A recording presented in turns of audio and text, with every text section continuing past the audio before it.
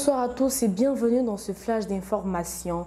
Le 6 avril 2022, l'ancien chef de l'État burkinabé Blaise Compaoré a été condamné par contumace à la prison à perpétuité. Il a été reconnu coupable d'avoir commandité le meurtre de Thomas Sankara, son prédécesseur, assassiné lors d'un coup d'État en 1987.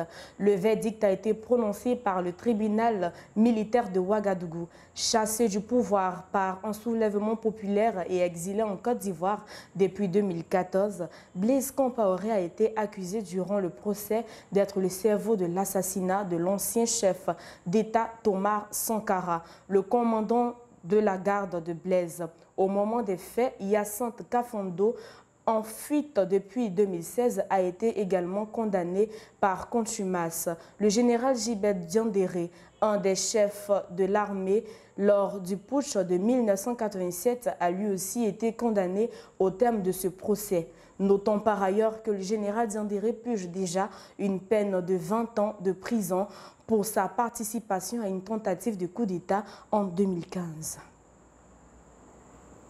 Restons toujours au Burkina Faso où l'ancien président Roch Marc Christian Kaboré a regagné son domicile à Ouagadougou. Dans l'annonce faite par le gouvernement, il a été indiqué que sa sécurité serait assurée par l'État. Rappelons que l'ancien président Roch Marc Christian Kaboré a été renversé le 24 janvier et mis en résidence surveillée par une junte militaire conduite par le lieutenant-colonel Paul-Henri Sandaogo Damiba, qui aujourd'hui dirige le pays.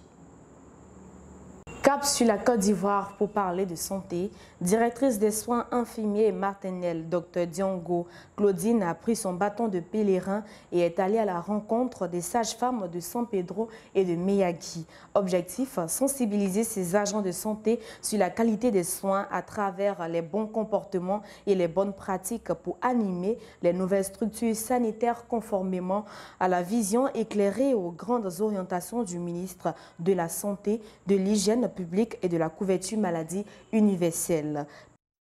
L'Assemblée générale de l'ONU ce jeudi 7 avril 2022 a décidé de suspendre la Russie du Conseil des droits de l'homme. Cette décision historique survient au 43e jour de l'invasion russe en Ukraine, en raison d'atteintes flagrantes et systématiques aux droits humains et aux droits internationaux humanitaires. C'est la fin de ce flash que j'ai pris beaucoup de plaisir à vous présenter. Bonsoir.